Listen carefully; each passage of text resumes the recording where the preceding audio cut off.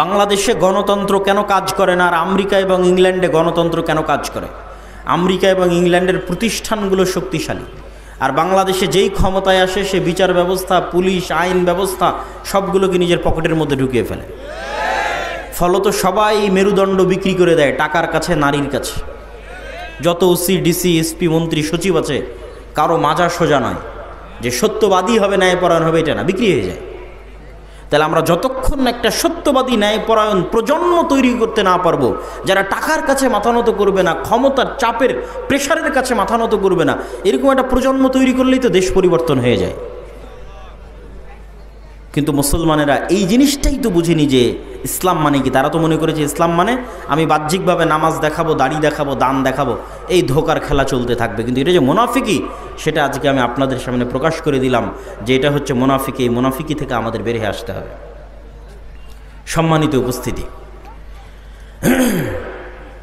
তাহলে আমাদের জন্য করণীয় কি? আমাদের জন্য দুইটা করণীয়।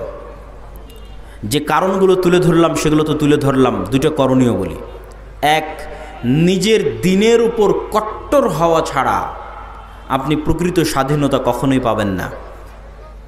নিজের দিনের উপর কট্টর হওয়া মানে আপনার পাশের দেশ, এখান থেকে 2 কিলোমিটার 5 কিলোমিটার পরে ভারত। আপনারা সবাই জানেন যে হিন্দুত্ববাদ একটি স্পষ্ট ভ্রান্ত মতবাদ।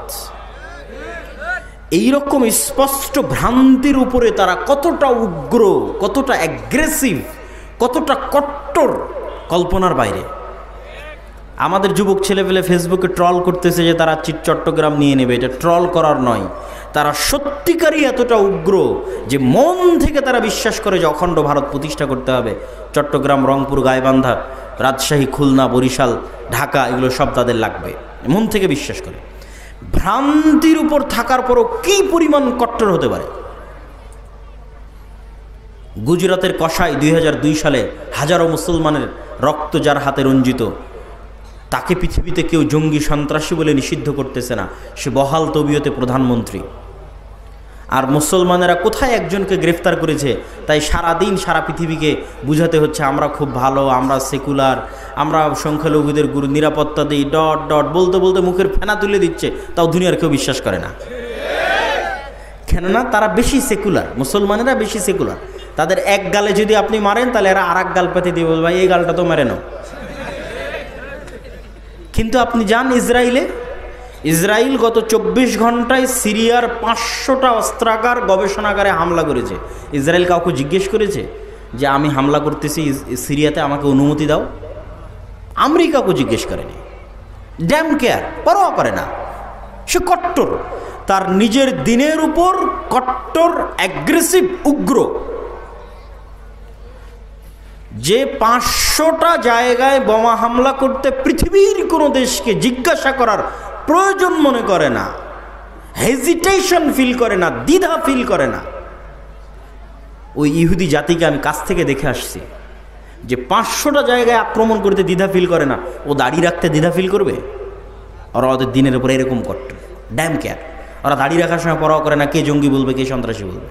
কিন্তু আপনি আপনার সমাজ, আপনার আশপাশ, পাড়া প্রতিবেশী দাঁড়িয়ে রাখতে চান, হাজারবার চিন্তা করবেন আমাকে কি করবে, আমাকে ফাঁসিয়ে দেবে, মামলা দেবে, এই সেই ডট, অনেক কিছু। এটাকে বলা হয় কলোনিয়াল মাইন্ড সেট আপ। ঔপনিবেশিক দাসত্ব এবং গোলামির একটা ধারা আমরা আমাদের রক্তের মধ্যে বহন করতেছি, আমাদের ব্লাডের মধ্যে। আমরা মানসিকভাবে এখনো স্বাধীন হতে পারি না। এই জন্য আমাদের অজান্তে যে আমার সামনে ভালো ইংরেজি বলে সে একজন স্মার্ট, যে ইংরেজি জানে না সে স্মার্ট নয়। আমাদের অজান্তে যে প্যান্ট শার্ট পরে সে স্মার্ট, যে পাঞ্জাবি দাড়ি টুপি পরে সে স্মার্ট নয়। কিন্তু আপনি ইংল্যান্ড থেকে বের হয়ে স্পেন যান, ইতালি যান, ফ্রান্স যান, বিমানবন্দরে পর্যন্ত ইংরেজি নাই। বিমানবন্দরে পর্যন্ত ইংরেজি নাই। মানে কেন? ওরা জাতিগতভাবে আমাদের চেয়ে মানসিকভাবে স্বাধীন। সে পরোয়া করে না কেন আমি ইংরেজি শিখব, তাকে আমার ফরাসি ভাষা শিখতে হবে। এইরকম মানসিকভাবে তারা উগ্র এবং স্বাধীন। তাহলে আপনার পার্শ্ববর্তী দেশ তার দিনের উপর কট্টর, উগ্র এবং অ্যাগ্রেসিভ এবং ড্যাম কেয়ার, পরোয়া করে না। তারপরে ইসরায়েল তার নিজের দিনের উপর কট্টর, অ্যাগ্রেসিভ, পৃথিবীর কাউকে পরোয়া করে না। অসংখ্য খ্রিস্টান কান্ট্রি তাদের ওই সমস্ত দল ক্ষমতায় আসতেছে যারা ডানপন্থী কট্টর। তাহলে এত এত কট্টরের মধ্যে আপনি সেকুলার হয়ে বাঁচতে পারবেন না। সেকুলারিজম দিয়ে আপনার বাংলাদেশের স্বাধীনতা টিকবে না, বলে দিলাম। কেননা আপনাকে শুধু কম্প্রোমাইজই করতে হবে, আপনাকে কেউ বিশ্বাস করবে না। আপনিও যদি বাঁচতে চান, বাংলাদেশের স্বাধীনতাকে রক্ষা করতে চান, আপনাকেও আপনার দিনের উপর ড্যাম কেয়ার হতে হবে। আমি আল্লাহর নবীর সুন্নাতের অনুসরণ করি, কোরআন এবং হাদিসের আইন বাংলাদেশে বাস্তবায়ন করি, কার কি করার আছে করে নাও। যখন এরকম ড্যাম কেয়ার হবেন, বাংলাদেশ স্বাধীন, একদিনে স্বাধীন, 24 ঘন্টায় স্বাধীন। এবং এই স্বাধীনতা চিরস্থায়ী, স্থায়ী স্বাধীনতা। আপনাকে তেলাতে হবে না, তেল দিতে হবে না, কম্প্রোমাইজ করতে হবে না, বুঝাতে হবে না, প্রেস ব্রিফিং করতে হবে না, একদিনে স্বাধীন হয়ে যাবেন। এবং আপনারাও যদি আপনাদের ব্যক্তি জীবনে প্র্যাকটিস করেন, ইহুদিদের দেখে শিখেন, তারা অভিশপ্ত। আল্লাহ সুবহানাহু ওয়া তাআলা বলেছেন তারা অভিশপ্ত। কোরআন মাজিদে আল্লাহ বলেছেন গায়রিল মাগদুবি আলাইহিম ওয়ালাদ-দালিন, এই ইহুদিরা অভিশপ্ত। কিন্তু আপনি ভয়ঙ্করভাবে আশ্চর্য হবেন, তারা একটা অভিশপ্ত জাতি হওয়ার পরেও সারা পৃথিবীর মানুষকে ইহুদিরা শিখালো, ছেলে হোক মেয়ে হোক, দুটি সন্তানই যথেষ্ট। আপনি আমাকে একটা ইহুদি ফ্যামিলি বের করে দিবেন যার একটাই সন্তান অথবা দুটোই সন্তান। প্রত্যেকটা ইহুদি ফ্যামিলির 4টা, 5টা, 6টা, 7টা করে সন্তান। এই জন্য ছোটো যে কারগুলো আছে, এই কারগুলো তারা ইউজ করে না। তাদের জন্য বড় হাইস গাড়ি, নহা, যেটাতে 7-8টা সিট আছে, সেই গাড়ি লাগবে। কেননা ফুল ফ্যামিলি যেতে হলে ওই ছোট কারে তো হবে না, এই জন্য বড় গাড়ি বেশি ইউজ করে। সারা পৃথিবীতে ইহুদিরা এই সুদি কারবার প্রচলন করে রেখেছে। কোনো ইহুদির সাথে সুদি লেনদেন করে না, অথচ সারা পৃথিবীর সুদি কারবারের কন্ট্রোল তাদের হাতে। কিন্তু ওরা নিজেরা কখনো সুদি কারবার লেনদেন করে না। সারা পৃথিবীতে LGBTQ সমকামিতার মতো ভয়ঙ্কর অপরাধ গুনাহ শিখানোর জন্য কোটি কোটি টাকা তারা ব্যয় করতেছে, কিন্তু প্রত্যেকটা ইহুদি স্কুলে LGBTQ নিষিদ্ধ। এবং সেটা পরোয়া করে না যে এটা আমি নিষিদ্ধ করে রেখেছি তো কে আমাকে কি বলবে, এটা পরোয়া করে না। সম্মানিত উপস্থিতি, এই জন্য ওদের কাছে অনেক কিছু আপনার শিখার আছে যে নিজের দিনের উপর কি পরিমাণ কট্টর হতে হয়। আপনি বাংলাদেশ থেকে বের হয়ে আর একটা খ্রিস্টানের সাথে ঘুরলে আপনি চুল পরিমাণ ধাক্কা খাবেন না। আপনি দেখবেন যে ওই খ্রিস্টান 6 দিন 5 দিন কাজ করে যা টাকা ইনকাম করছে, গার্লফ্রেন্ডের পিছনে, পাবে জুয়ায়, বারে মদে, উইকেন্ডে সাপ্তাহিক ছুটিতে শেষ করে দিচ্ছে। ফলত আপনার কাছে মনে হবে এটাই দুনিয়া। কিন্তু যখন আপনি একটা ইহুদির কাছে যাবেন, ইহুদির সাথে উঠা বসা করবেন, আপনি আশ্চর্য হবেন। আপনার হালালের চাইতে ওর হালাল খাওয়ার রেস্ট্রিকশন বেশি কঠিন। মদ শুকুর খাওয়া তো বহু দূরের কথা, ওর রেস্ট্রিকশনের জ্বালাতে আপনি টিকতে পারবেন না। আপনি বলবেন বাবারা আমরা কত বাছাই করি, তার চাইতে দেখি এরা আরও বেশি বাছাই করে। কি পরিমাণ কট্টর তাদের দিনের উপর। এমন কোনো রেস্টুরেন্ট নাই যে রেস্টুরেন্টে একজন হুজুরকে নিয়োগ দেওয়া নাই, যেই হুজুরের কোনো কাজ নাই, ওই ইহুদি রাবাইর কোনো কাজ নাই। একটাই কাজ, শুধু রান্নাটা হালাল পদ্ধতিতে হচ্ছে কিনা সেটা দেখবে। আপনাদের বালিয়াডাঙ্গি বাজারে যতগুলো রেস্টুরেন্ট আছে, মনে করেন প্রত্যেকটা রেস্টুরেন্ট মালিক একটা করে হুজুরকে চাকরি দিয়ে রেখেছে। হুজুরের কি কাজ? শুধু দেখবে যে রেস্টুরেন্টের রান্না কিভাবে হচ্ছে, হালাল অনুযায়ী হচ্ছে, ব্যাস। প্রত্যেকটা ইহুদি রেস্টুরেন্টে একজন করে রাবাই আছে। ডিমটা ভেঙে দিবে রাবাই, গরু মহিষ মুরগি জবাই করে দিবে রাবাই। পুরো নিয়ম কানুন ইহুদি ধর্ম অনুযায়ী পরিচালিত হচ্ছে কিনা তা দেখবে। কি পরিমাণ কট্টর হতে পারে তাদের দিনের উপর। ওদের 90 জন দাড়ি রাখে, আপনাদের কয়জন দাড়ি রাখে?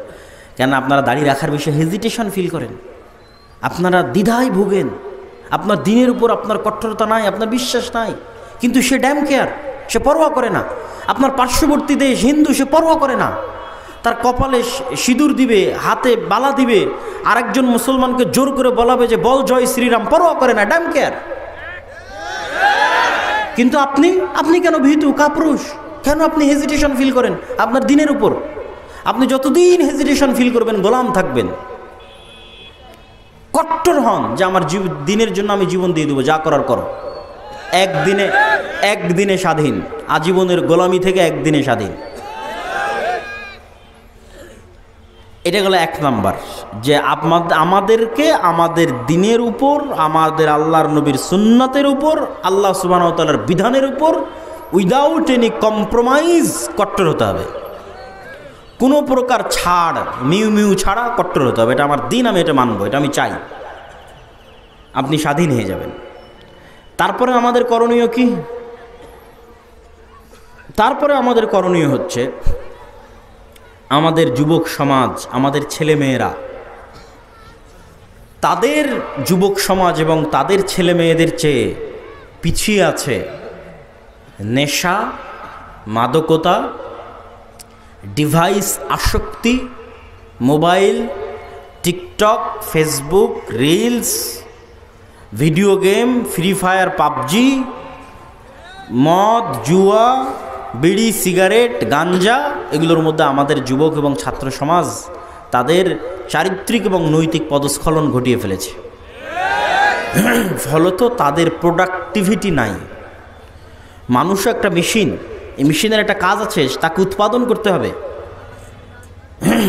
আপনারা যারা গার্মেন্টসে কাজ করেন, সেখানে উৎপাদন হয়, কতটা কাপড় তৈরি হলো গণনা করা হয়। আপনি একটা মেশিন, আপনি কি উৎপাদন করছেন? আমাদের যুবক সমাজ কি উৎপাদন করছে? সে তো শুধু সময় নষ্ট করছে। কিন্তু ওই সমস্ত দেশের যাদেরকে আমরা রোজ সকাল সন্ধ্যা গালি দিচ্ছি, গালি দিয়ে লাভ নাই। তারা তাদের সময়কে নষ্ট করে না, তারা তাদের সময়কে কাজে লাগায়, তারা প্রোডাক্টিভ। আর আল্লাহ সুবহানাহু ওয়া তাআলা পৃথিবীকে যেই সিস্টেমে ডেভেলপ করেছেন, ওই সিস্টেমে যদি একটা হিন্দুও চলে, একটা ইহুদিও চলে, আল্লাহ বাধা দিবেন না। ওই সিস্টেম অনুযায়ী তার কাজ হবে। এই কথাটা মনে হয় বুঝলেন না। আল্লাহ পৃথিবীতে সিস্টেম তৈরি করেছে, আগুন জ্বালায়। আগুন কি করে? ছুরি কাটে। তো এখন একজন যদি আর একজনের উপর ছুরি কাটে, তো 99% সময় আল্লাহ সুবহানাহু ওয়া তাআলা দেখবেন না কাকে কাটছে। অন্যায় ছুরিকে আল্লাহ কাটার কাজ দিয়ে, যেভাবে আল্লাহ পৃথিবী ডেভেলপ করেছে, আর একজন কাটছে, কেটে যাবে। ওই অনেক স্বল্প সময় ইতিহাসে এক একটা দেখানোর জন্য ইব্রাহিম আলাইহিস সালাতু ওয়াস সালামকে আগুনে ফেলে দেওয়া হয়েছে, জ্বলেনি। এক একটা দেখানোর জন্য, আল্লাহর ক্ষমতা, মুজিজা দেখানোর জন্য। কিন্তু আসলে আপনি মুমিনকে ফেলেন, মুসলিমকে ফেলেন, তাহাজ্জুদ গুজারকে ফেলেন, আল্লাহ পৃথিবী ডেভেলপ করেছে এইভাবে যে আগুনে ফেললে আগুন জ্বালিয়ে দিবে। তো কাকে ফেললো এটা দেখার বিষয় নয়, আগুনে ফেললে জ্বলবে। তো আল্লাহ সুবহানাহু ওয়া তাআলা পৃথিবী ডেভেলপ করেছে যে জ্ঞানে, বিজ্ঞানে, প্রযুক্তিতে যত বেশি এগিয়ে যাবে, পৃথিবীতে ক্ষমতা তার থাকবে। তখন জ্ঞানে খ্রিস্টান আগিয়ে গেল কি মুসলমান আগিয়ে গেল, আল্লাহ সুবহানাহু ওয়া তাআলা ওটা দেখবেন না। পরিশ্রম করে জ্ঞানে ইহুদি আগিয়ে গেছে, পৃথিবী ওদের। পরিশ্রম করে জ্ঞানে আমেরিকা এগিয়ে গেছে, পৃথিবী ওদের। মুসলমানের সন্তান পরিশ্রম করে না, মদ জুয়া আড্ডা নিয়ে ব্যস্ত থাকে, তোরা গোলাম। তো আল্লাহর সহযোগিতা, তাহলে বলবেন যে আল্লাহ যে আমাদের ভালোবাসে, সহযোগিতাটা কোথায় আসবে? আসবে যখন আপনি ওই মদ জুয়া নেশা ছেড়ে দিয়ে আপনিও প্রোডাক্টিভ হবেন। আর ডাই হার্ট, অন্তর থেকে আপনিও চেষ্টা করতেছেন, আমিও সাকসেসফুল হতে চাই। আপনিও জ্ঞান বিজ্ঞান প্রযুক্তির জগতে লড়াই করে যাচ্ছেন। যেই সিস্টেমে আল্লাহ পৃথিবী ডেভেলপ করেছে, ওই সিস্টেমে আপনিও দৌড়াচ্ছেন, চেষ্টা করতেছেন অন্তর থেকে। তাহলে একজন ইহুদি অথবা ইসরায়েল অথবা আমেরিকার কাছে শতভাগ সক্ষমতা আছে। শতভাগ সক্ষমতা থাকার পর সে হয়তো 90% চেষ্টা করতেছে। আপনার কাছে 50% সক্ষমতা আছে, আপনিও 90% চেষ্টা করতেছেন। আর 50% সক্ষমতা না থাকলেও আল্লাহ আপনাকে বিজয় করে দিবে। আল্লাহ আপনাকে কি করে দিবে? বিজয় করে দিবে। এই জায়গায় তখন আপনি আল্লাহর দয়া এবং রহমত পাবেন। কিন্তু আপনি যদি চেষ্টা না করেন, তার আগ পর্যন্ত দয়া রহমত পাবেন না, তার আগ পর্যন্ত গোলাম থাকবেন। তাহলে আমাদের যুবক সমাজ এবং ছাত্র সমাজ, ইয়াং জেনারেশন, তাদেরকে অবশ্যই তারা যে অন্ধকার জগতে ফেঁসে আছে, তারা যে জ্ঞানের পিছনে ইনভেস্ট করে না। আমি ইংল্যান্ডে 1 বছর ছিলাম, পার্কে যাই, বিশ্ববিদ্যালয়ে যাই, ট্রেনে উঠি, বিমানে উঠি, বাসে উঠি, কাউকে দেখি বই হাতে নিয়ে পড়তেছে। ওদের দেখে আমি নিজেকে লজ্জিত বোধ করতাম যে সে মুমিন নয়, কিন্তু সে পড়তেছে। সে বেপরদা অবস্থায় আছে, কাফেরা, সে পড়তেছে। তাহলে আমি একজন মুমিন হয়ে আমি পড়তেছি না?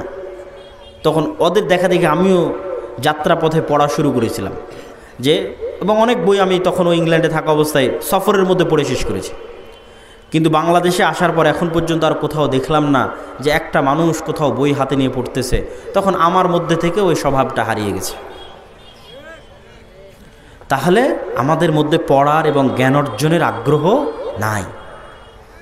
আমাদের সাধারণ সেকুলার ছাত্র জনতা তো বহুদূরে থাক, ইসলামপন্থী মানুষজন তাদের সময় নষ্ট করে পারস্পরিক হিংসা বিদ্বেষ, গুতাগুতি, মারামারি, ঠেলাঠেলি, গীবত, পরনিন্দায়।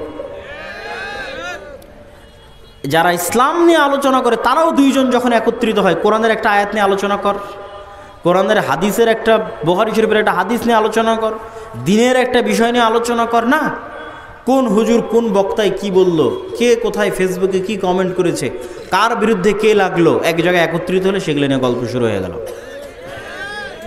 সময় নষ্ট, প্রোডাক্টিভিটি নষ্ট। অতএব হে যুবক সমাজ, হে ছাত্র ভাইয়েরা, আমরা যদি আমাদের সময়কে সঠিকভাবে কাজে না লাগাই, জ্ঞান অর্জন না করি, তাহলে আমরা কখনোই পৃথিবীতে আর 10টা জাতির সাথে পাল্লা দিয়ে স্বাধীন হতে পারবো না। গোলাম থাকতে হবে, গোলাম আছি, গোলাম থাকতে হবে। আমি চেষ্টা না করলে আল্লাহ রাস্তা দেখাবে না। অতএব আমাদের জাতির মুক্তির জন্য কাউকে না দেখে হলে অন্তত আপনার পাশে যারা আছে তাদের দেখে শিখেন। হিন্দুদেরকে দেখে শিখেন, আপনারা তাদের নিয়ে কত হাসি ঠাট্টা করেন, কত মজাক করেন, অথচ পৃথিবীর দ্বিতীয় সিলিকন ভ্যালি হিন্দুরা বেঙ্গলোরে বানায়ছে।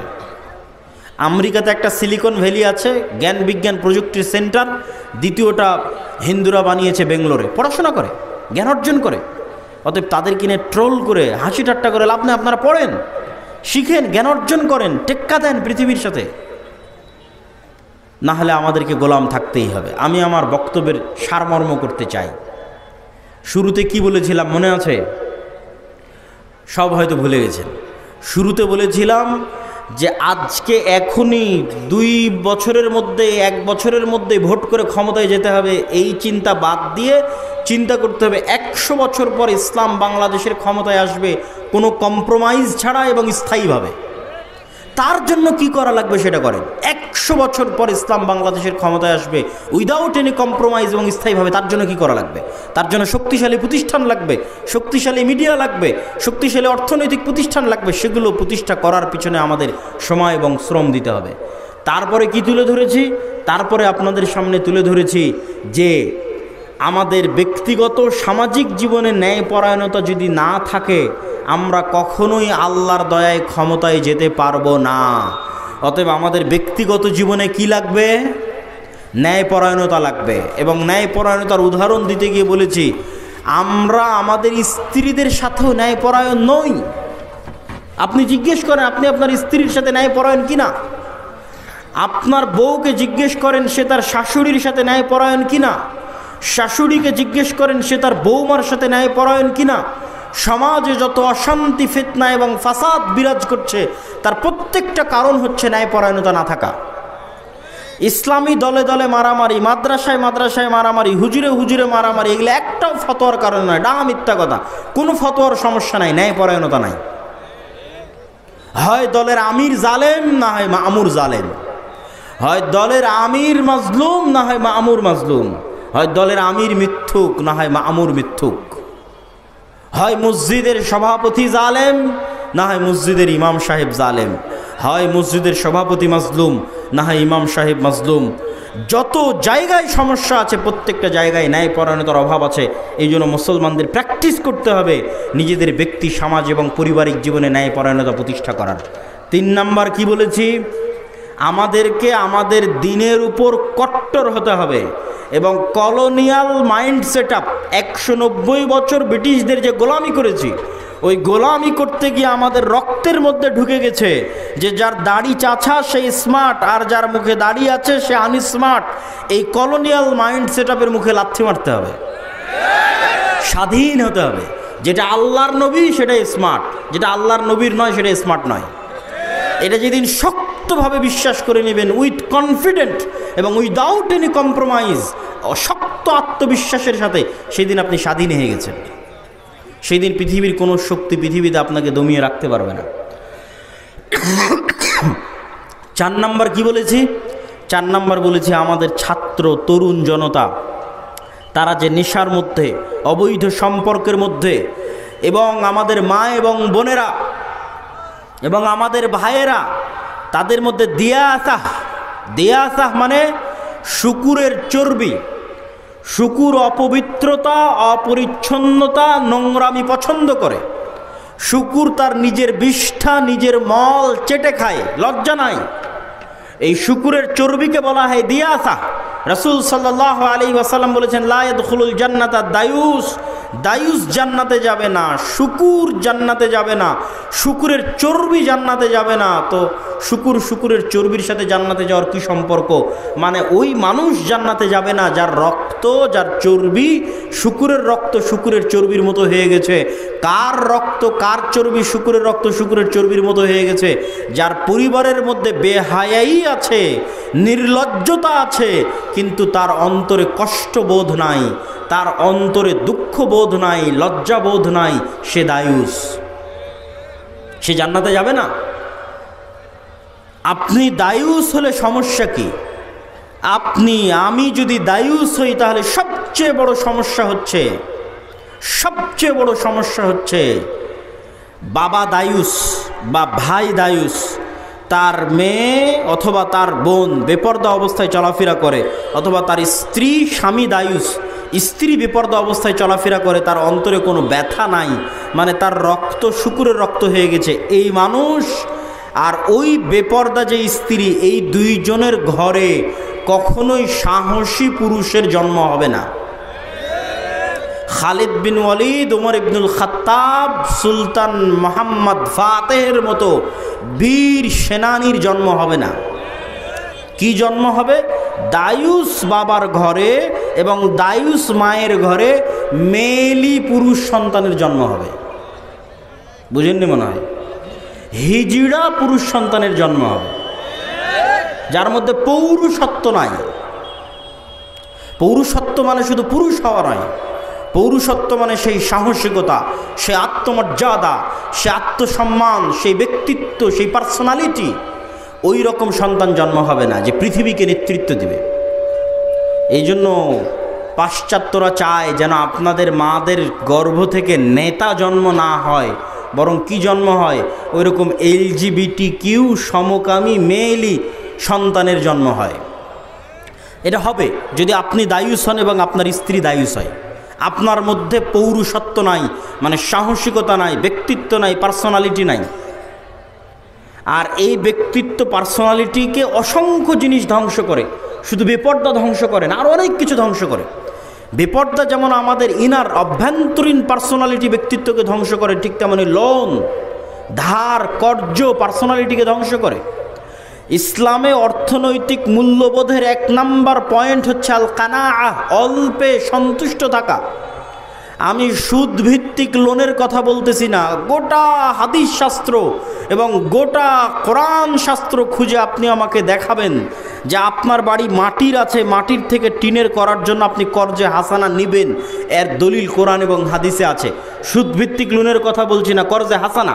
আপনার বাড়ি টিনের আছে, আপনি সেটা পাকা করবেন, তার জন্য সুদে লোন না নিয়ে কর্জে হাসানা সুদমুক্ত লোন নেবেন, এর দলিল কোরআন এবং হাদিসে আছে। আপনার বাড়িতে এসি নাই, এসি কিনবেন, ফ্রিজ নাই, ফ্রিজ কিনবেন, মোটর সাইকেল নাই, মোটর সাইকেল কিনবেন, তার জন্য সুদ ভিত্তিক লোন বহু পরের কথা। আপনি কর্জে হাসানা সুদ ছাড়াই ভাই বোন আত্মীয় স্বজনের কাছে লোন নেবেন, এর কোনো দলিল আপনি কোরআন এবং হাদিস থেকে আমাকে দেখাতে পারবেন না। তাহলে কর্জে হাসানা কখন নেবেন? সুদভিত্তিক লোন বহু পরের কথা। কর্জে হাসানা কখন নেবেন? যখন মরে যাচ্ছেন, অপারেশন থিয়েটারে আছেন, টাকা নাই, অপারেশন না হলে, টাকা না ব্যবস্থা করতে পারলে ছেলে মারা যাবে, তখন কর্জে হাসানা চাইতে পারবেন। আমি যদি বুঝাতে না পারি তাহলে এটা আমার ব্যর্থতা। কেন? আপনি সুদ ভিত্তিক লোন বহু পরে, আপনি আরেকজনের কাছে আজ চাইতে গেলেন, ভাই আমাকে 5,000 টাকা ধার দাও, আমি মাটির বাড়ি ভেঙে টিনের বাড়ি করতেছি, 5,000 টাকা আপনাকে ধার দিল। পরের দিন আপনি সেই টাকা পরিশোধ করতে পারলেন না, আপনার অন্তরে খারাপ লাগতেছে, পরিশোধ করতে পারতেছেন না। তারপরের দিন মিথ্যার আশ্রয় নেবেন না?